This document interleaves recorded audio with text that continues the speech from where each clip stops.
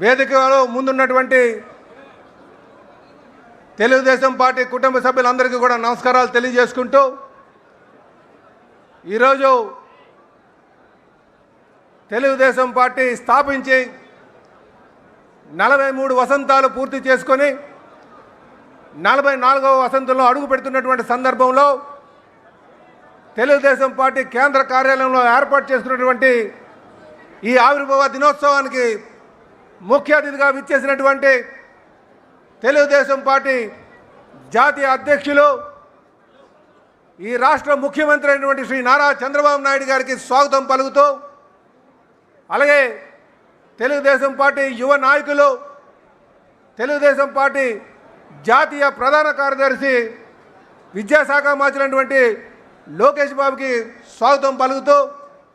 అలాగే ఈ వేదిక మీద ఉన్నటువంటి అతిరథ మహారాజులు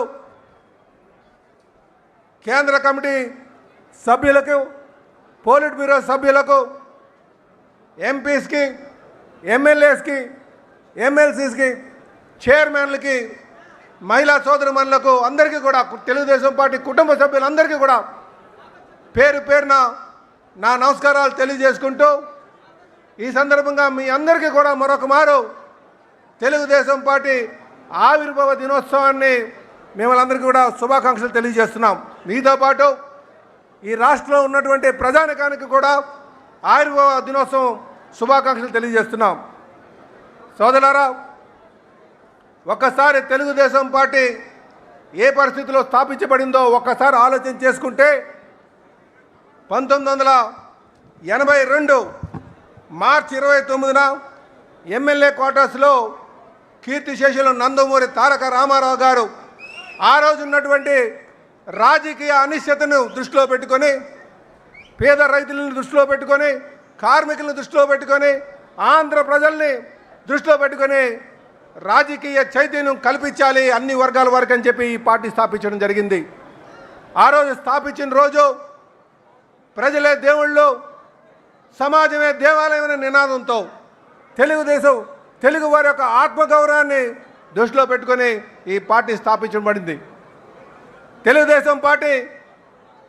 కేవలం ఒక రాజకీయ పార్టీగా కాకుండానే అనేక సంక్షేమ పథకాలని ఆచుడుగా ఈ పార్టీ సంక్షేమ పథకాలు తీసుకురావడం జరిగింది. ఇదే కాకుండా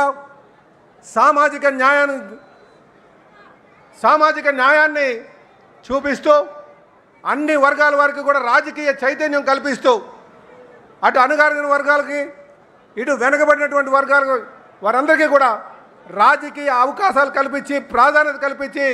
ఈరోజు రాజకీయ చైతన్యం కల్పించినటువంటి పార్టీ తెలుగుదేశం పార్టీ. అలాగే ఈరోజు ఒక అనుభవం ఉన్నటువంటి నాయకత్వం చంద్రబాబు